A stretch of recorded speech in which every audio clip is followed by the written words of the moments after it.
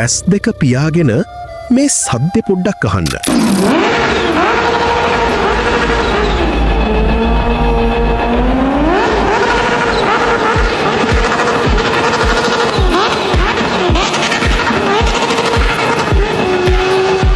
මේක සාමාන්‍ය බයික් එකකින් එන සද්දයක් නෙවෙයි.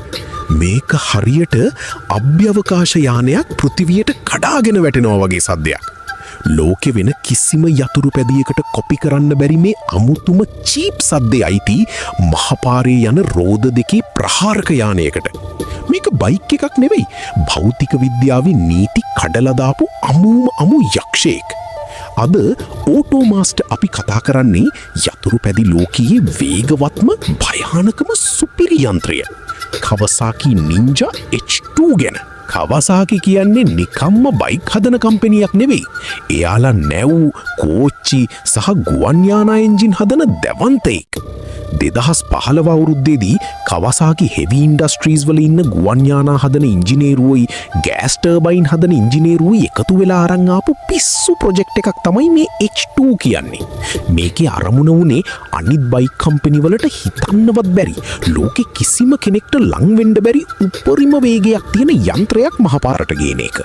මේකේ හදවත තමයි 998 cc ඉන්ලයින් 4 එන්ජිම. හැබැයි මේකේ තියෙන ලොකුම මැජික් එක එන්ජිම නෙවෙයි.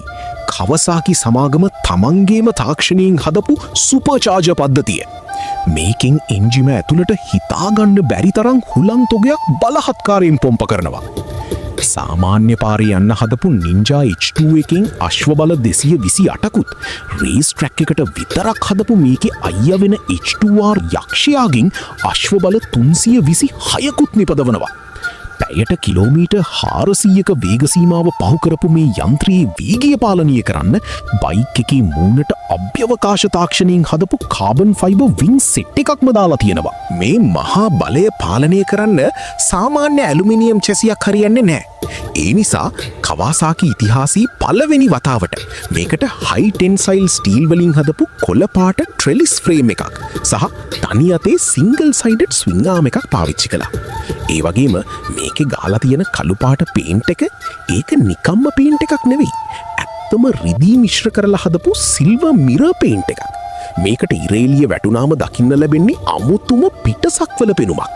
සුපර්චාර්ජර් සද්දෙට ලේ රත් වෙන මේ යක්ෂයාව පදින්න හීන දකින්න ඔයාගෙත් ඒ යකඩ හීනේ හැබෑවෙන්න කියලා අපි ප්‍රාර්ථනා කරනවා. මේ වගේ යකඩ හීන ගැන දැනගන්න ඔටෝමාස්ටර් SL YouTube channel එකයි FB page එකයි දැන්ම ෆලෝ කරලා තියාගන්න.